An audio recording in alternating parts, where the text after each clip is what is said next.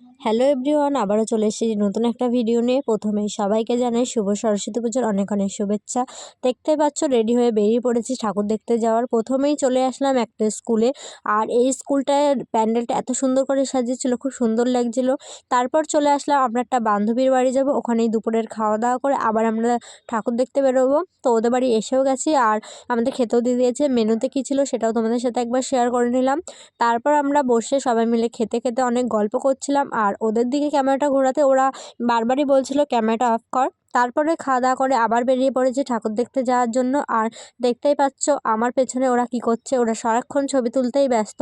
তারপর চলে আসলাম আরেকটা স্কুলে, আর এই স্কুলে এত সুন্দর সুন্দর হাতের কাজ করেছিল, তাই ভাবলাম তোমাদের সাথেও একটু শেয়ার করে নিই।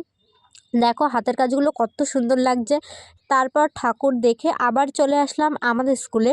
আর পেছনে যে স্কুলটা দেখতে পাচ্ছ, এই স্কুলেই আমি ছোটোবেলায় পড়তাম। তো এটাই হলো আমাদের স্কুলের ঠাকুর। আর চারদিকটা কত ভিড়, তোমাদেরকে একবার দেখাচ্ছি, দেখো। তারপরে এইখানে কিছুক্ষণ বসে আমরা গল্প করে নিচ্ছিলাম। যেহেতু আমরা অনেক সকালে বেরিয়েছিলাম, তাও আমাদের আর এনার্জি ছিল না, তাই আমরা কিছুক্ষণ এই স্কুলে বসে বসে গল্প করছিলাম।